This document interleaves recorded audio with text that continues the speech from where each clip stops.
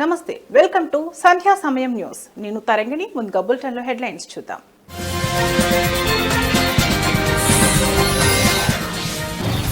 దేశ చరిత్రలోనే రికార్డ్, విద్యుత్ కార్మికులకు కోటి ప్రమాద బీమా.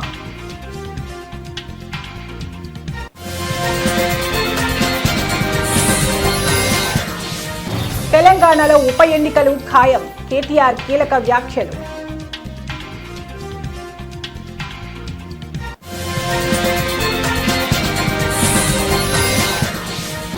కాకినాడలో ప్రజా ఫిర్యాదుల పరిష్కార వేదిక కార్యక్రమం. ప్రజల నుంచి వినతులు, అర్జీలను స్వీకరించిన కలెక్టర్.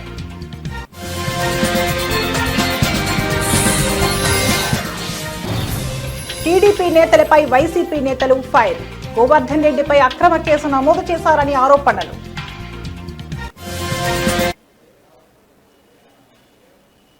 సంగారెడ్డి జిల్లా సమీకృత కలెక్టర్ కార్యాలయంలోని ప్రధాన సమావేశ మందిరంలో అదనపు కలెక్టర్లు రెవెన్యూ చంద్రశేఖర్, డిఆర్ఓ పద్మజారాణి ఇతర అధికారులతో కలిసి ప్రజావాణి నిర్వహించారు. ఈ సందర్భంగా కలెక్టర్ ప్రజల నుండి వినతులు స్వీకరించారు. ఆర్ఆర్ఆర్ రీజనల్ రింగ్ రోడ్ భూబాధితులకు 2018 గ్రామ పంచాయతీ వెల్యువేషన్ ప్రకారం పరిహారం చెల్లించడం సమంజసం కాదని రైతులు అన్నారు. కాబట్టి అప్పటి గ్రామ పంచాయతీ మున్సిపల్లో కలపడంతో మున్సిపల్ యొక్క పరిధిని పరిగణలోకి తీసుకుని ఒక ఇంటికి 2% ఇవ్వాలని అనంతయ్య రైతులతో కలిసి జిల్లా కలెక్టర్ని విన్నవించుకున్నారు.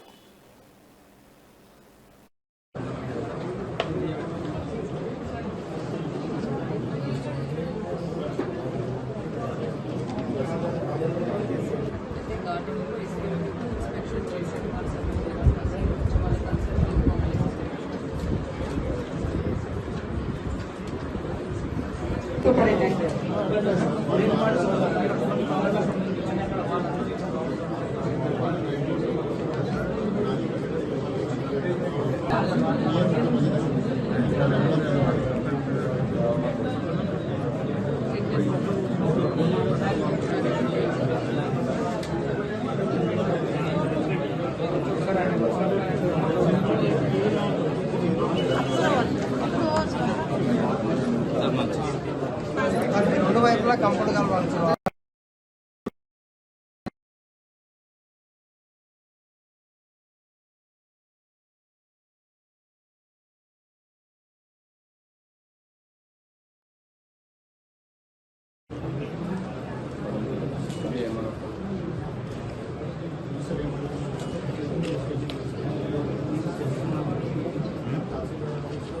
మొత్తం ఆపారు సార్. ఎఫెక్ట్ అయినాయి ఒక 30 ఉండొచ్చు సార్. అంటే అందులో మిగతావన్నీ పట్టాలని ఉన్నాయి సార్.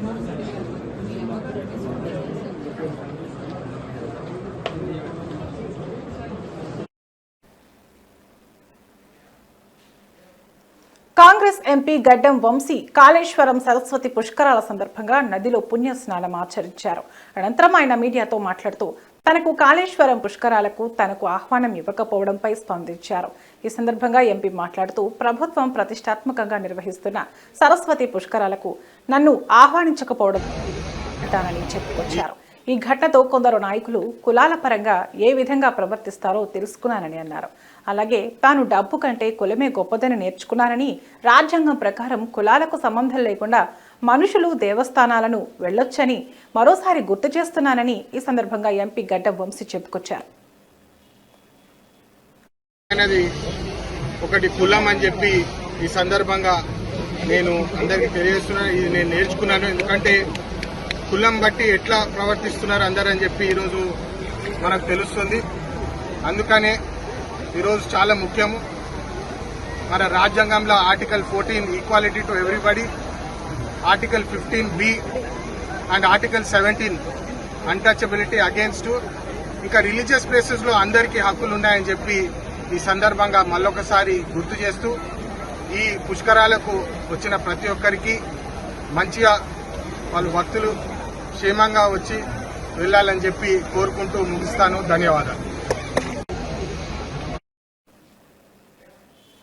తెలంగాణ ప్రభుత్వం విద్యుత్ శాఖ ఉద్యోగుల కోసం దేశంలోనే తొలిసారిగా ప్రత్యేక ప్రమాద బీమా పథకాన్ని ప్రారంభించింది. ఈ పథకం కింద ఉద్యోగులు విధి లోపల ప్రమాదవశాత్తు ప్రాణాలు కోల్పోతే వారి కుటుంబానికి ₹1 కోటి బీమా సాయం అందించనుంది. ఈ పథకాన్ని డిప్యూటీ సీఎం భట్టి విక్రమార్కమల్లు ప్రజాభవన్లో నిర్వహించిన కార్యక్రమంలో ప్రకటించారు. ఈ సందర్భంగా విధిలో ప్రాణాలు కోల్పోయిన జోగు నరేష్ కుటుంబానికి ₹1 కోటి బీమా చెక్కును అందజేశారు. ఆయన తెలంగాణ నార్థన్ పవర్ డిస్ట్రిబ్యూషన్ కార్పొరేషన్లో విధులు నిర్వహిస్తూ మరణించారు.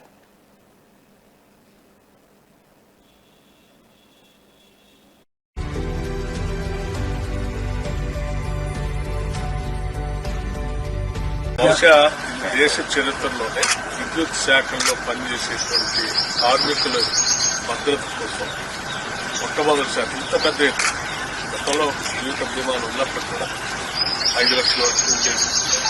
ఒకటేసారి ₹1 కోటి పైబడి ఏర్పాటు చేయడం అనేది కేవలం ఇందిరమ్మ ప్రభుత్వంలో రాష్ట్ర ముఖ్యమంత్రి రేవంత్ రెడ్డి గారి నాయకత్వంలో ఈ క్యాబినెట్ తీసుకున్నారు. ఇంత గొప్ప కార్యక్రమం బహుశా కార్మికుల కోసం ఏ ప్రభుత్వం కూడా ఆలోచన చేసి ఉండకపోవచ్చు. ఒక కార్మికుడు తను చేసే పని ప్రమాదకరమైనటువంటి పని అని తెలిసినప్పుడు కూడా గత ప్రభుత్వాలు ఇప్పుడు కూడా దీనిపై దృష్టి సారించింది. మనం ప్రభుత్వం వచ్చిన తర్వాత ఒక నిర్ణయం తీసుకొని వాళ్ళందరికీ బీమా ₹1 కోటి పైబడి ఇచ్చాక తిరిగి ఆ కుటుంబంలో కంపాషనేట్ అపాయింట్మెంట్ పేరు మీద వాళ్ళకి ఉద్యోగ అవకాశం కూడా వాళ్ళకి ఉద్యోగం కల్పిస్తూ కుటుంబ సభ్యులకి. తెలంగాణలో ఉప ఎన్నికలు వస్తే గద్వాలో మళ్లీ గులాబీ జెండా ఎగురవేస్తామని బీఆర్ఎస్ వర్కింగ్ ప్రెసిడెంట్ మాజీ మంత్రి కల్వకుంట్ల తారక రామారావు ధీమా వ్యక్తం చేశారు. 200 జెట్ స్పీడ్ తో తాము గెలవడం ఖాయమని ఆశాభావం వ్యక్తం చేశారు. రుణం అమలు చేయకుండా రేవంత్ ప్రభుత్వం గొప్పలు చెప్పుకుంటుందని విమర్శలు చేశారు కేటీఆర్. ఈ శతాబ్దపు అతి పెద్ద మోసం కాంగ్రెస్ పార్టీ ఇచ్చిన అభయహస్తమని మాజీ మంత్రి కేటీఆర్ ఆరోపించారు. సోమవారం తెలంగాణ భవన్లో మీడియాతో కేటీఆర్ మాట్లాడారు. తెలంగాణ రాష్ట్రాన్ని సాధించిన తర్వాత 10 ఏళ్ల తమ హయాంలో రాష్ట్రానికి బలమైన పునాది వేశామని ఉద్ఘాటించారు. దిక్కుమాలిన కాంగ్రెస్ పార్టీని పాలమూరు ప్రజలు నమ్మి బొక్కబోర్లా పడ్డారని చెప్పారు. ఇంకా ఎన్ని రోజులు చూడాలి కాంగ్రెస్ దరిద్రాన్ని అని రాష్ట్ర ప్రజలు బాధపడుతున్నారని మాజీ మంత్రి కేటీఆర్ చెప్పుకొచ్చారు. రాహుల్ గాంధీ వచ్చి, సోనియా గాంధీ వచ్చి, మల్లికార్జున్ ఖార్గే గారు, మనందరికీ ఒక విషయం స్పష్టంగా అర్థమైంది, రాష్ట్రంలోని ప్రజలకు కూడా స్పష్టంగా అర్థమైనది. ఈ శతాబ్దపు అతి పెద్ద మోసం ఏదన్నా ఉంది అంటే కాంగ్రెస్ పార్టీ ఇచ్చిన అభయహస్తం అనే మేనిఫెస్టో. 420 హామీలు ఇచ్చి ఎవరికి ఏది కావాలంటే అది చేస్తామని చెప్పి అరిచేతిలో వైకుంఠం చూపెట్టి ఆకాశంలో ఉన్న స్వర్గాన్ని కూడా మీ కాడికి తీసుకొస్తాం, మీ ఇంటి ముంగట పెడతామని చెప్పి పచ్చి అబద్ధాలు చెప్పి జూటా మాటలు చెప్పి ఈ శతాబ్దపు అతి పెద్ద మోసాన్ని రాహుల్ గాంధీ వచ్చి, సోనియా గాంధీ వచ్చి, మల్లికార్జున్ ఖార్గే గారు వచ్చి, ప్రియాంక గాంధీ వచ్చి, సిద్ధరామయ్య వచ్చి, ఒకరు కాదు పెద్ద పెద్ద వాళ్ళందరూ వచ్చి రకరకాల డిక్లరేషన్లు, రకరకాల మాటలు, ఎన్ని పచ్చి అబద్ధాలు చెప్పి వాళ్ళ ప్రజలను మోసం చేసినారో ఒక్కసారి గుర్తు తెచ్చుకోమని చెప్పి నేను కోరుతా ఉన్నా. ఇవాళ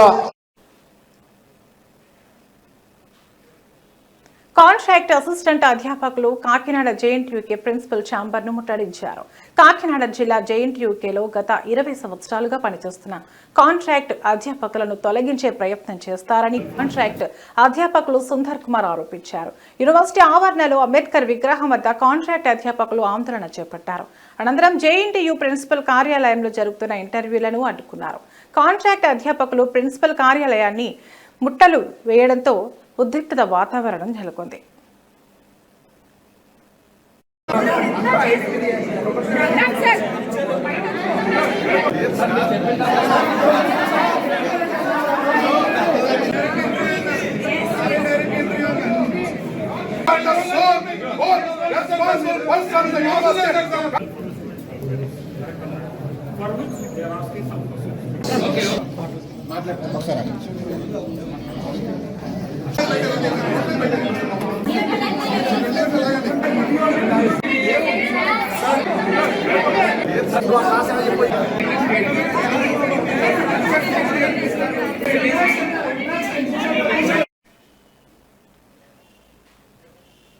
ప్రజా ఫిర్యాదుల పరిష్కార వేదిక కార్యక్రమంలో అందిన వినతులను అర్జీదారుడు సంతృప్తి చెందే విధంగా నాణ్యతతో సకాలంలో పరిష్కరించాలని కాకినాడ జిల్లా జాయింట్ కలెక్టర్ రాహుల్ మీనా అధికారులను ఆదేశించారు.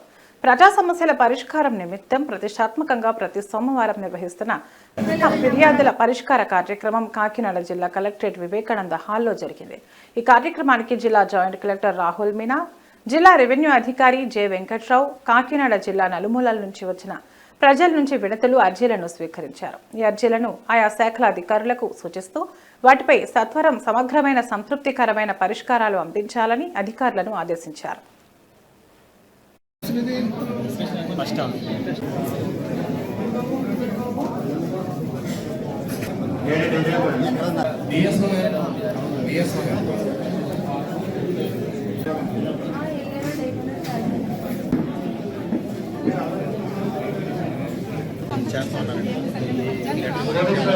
Survey survey